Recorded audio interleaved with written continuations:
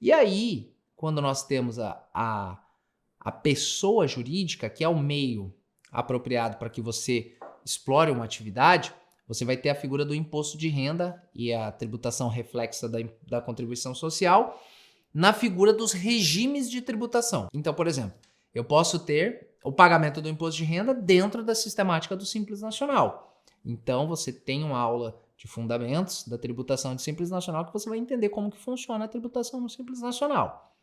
Eu pago imposto de renda, eu pago contribuição social, eu pago PIS, eu pago COFINS, eu pago ICMS quando devido, eu pago ISS, eu pago a contribuição previdenciária patronal, no entanto, numa alíquota única, muito parecido para o caminho que a reforma tributária está tomando, e nesse caso, eu tenho uma tributação sim mitigada. É um benefício fiscal, Simples Nacional.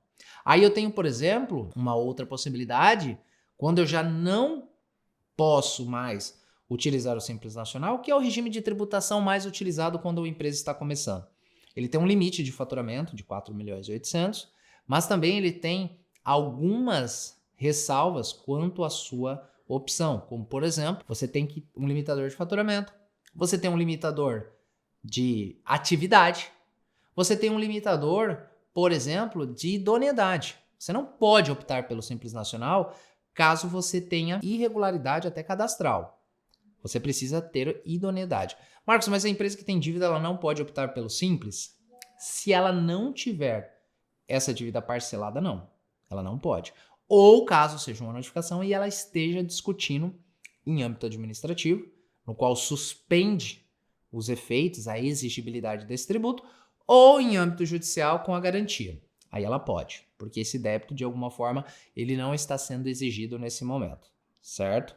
E no caso a empresa não atenda alguma dessas condicionantes, seja de faturamento, seja de atividade, ou seja de idoneidade fiscal e cadastral, ela tem a opção dos regimes normais, conhecidos de tributação, lucro presumido, lucro real e lucro arbitrado.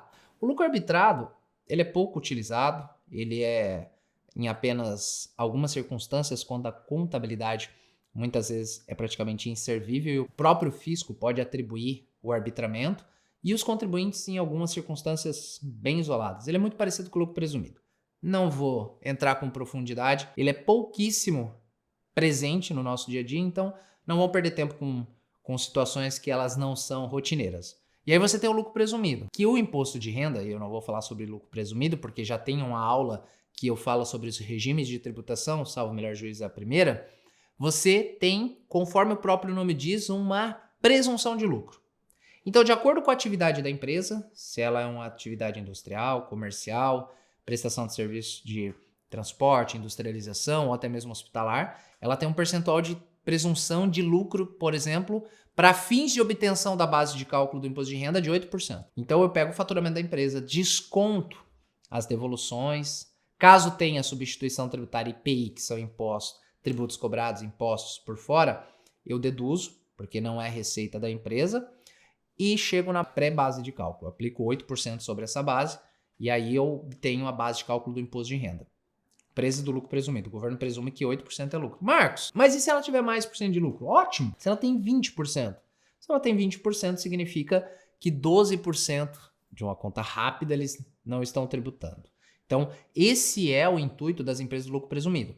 Eu opto pelo lucro presumido quando eu faturo até 78 milhões e não estou nas condições de obrigação do lucro real, porque há condições que o lucro real é obrigatório, não apenas pelo faturamento, que excede 78 milhões, mas por atividades, controle no exterior, atividades de banco e assim sucessivamente.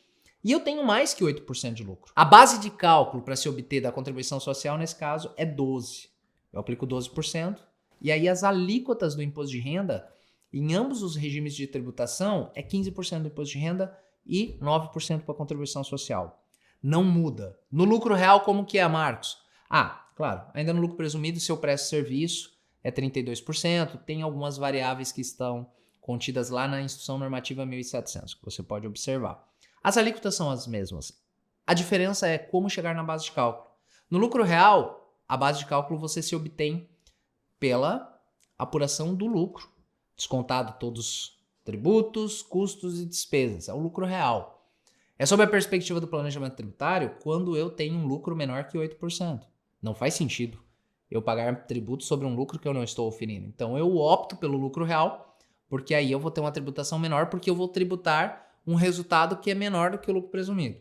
Claro, algumas empresas não têm essa opção, porque eles já faturam mais de 78 milhões de reais por ano. De novo, imposto de renda alíquota é 15%, contribuição social 9%, a única diferença é que aqui eu pego uma base presumida, aqui eu pego uma base do lucro real. E aí o lucro real, ele é levado em consideração lá no artigo 258, que diz que a apuração do lucro real se dá pelas adições e exclusões.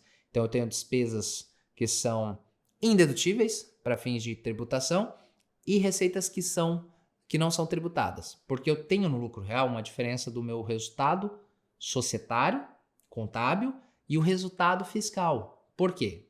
Tudo que é despesa eu considero no meu demonstrativo do resultado como redutor.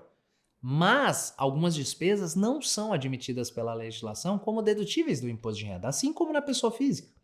Então eu tenho multas, penalidades, algumas despesas com brindes que a legislação diz, olha, para que você deduza do imposto de renda uma despesa, um custo, ele tem que ser totalmente ligado à sua atividade, tem que ser essencial, indispensável à sua obtenção.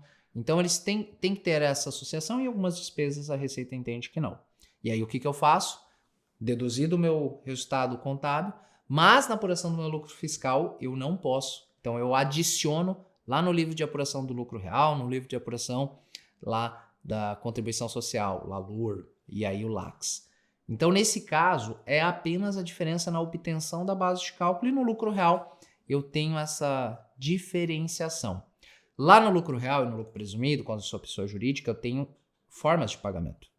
No lucro presumido, eu posso pagar todo mês ou, que as empresas mais optam, trimestralmente. Claro que aí eu tenho uma pequena correção. Então eu vou ter 4 pagamentos de imposto de renda e contribuição social durante o ano. Janeiro, fevereiro, março, pago em abril. Abril, maio, junho, pago julho. Julho, agosto, setembro, pago outubro. Outubro, novembro, dezembro, pago janeiro. São 4 pagamentos por ano, ou a empresa pode pagar todo mês, mas não é muito comum. No lucro real, é a mesma coisa. Eu posso optar pela apuração do lucro real anual, e aí todo mês eu vou fazendo as apurações, e aí eu vou fazendo aquele lance do levantamento do imposto mediante o balancete de suspensão ou redução, conforme eu vou pagando, eu vou apurando, e aí eu posso fazer as estimativas, mas não é aula para hoje. A aula para hoje é conhecer a sistemática de apuração. E aí todo mês eu vou pagando o imposto conforme ele é devido.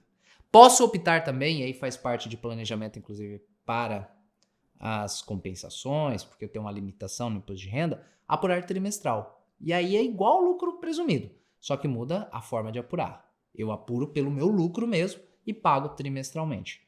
Essas são as formas de apuração na pessoa jurídica. Posso ter benefícios fiscais, vários inclusive, pode ter compensação de acordo com a sistemática de arrecadação, no lucro real apenas quando é trimestral e se for anual apenas lá no fechamento do balancete, no ano seguinte, compensação com outros tributos, a chamada compensação cruzada, e o imposto de renda é um imposto que tem uma relevância muito grande e ele faz muito sentido quando nós falamos de planejamento tributário.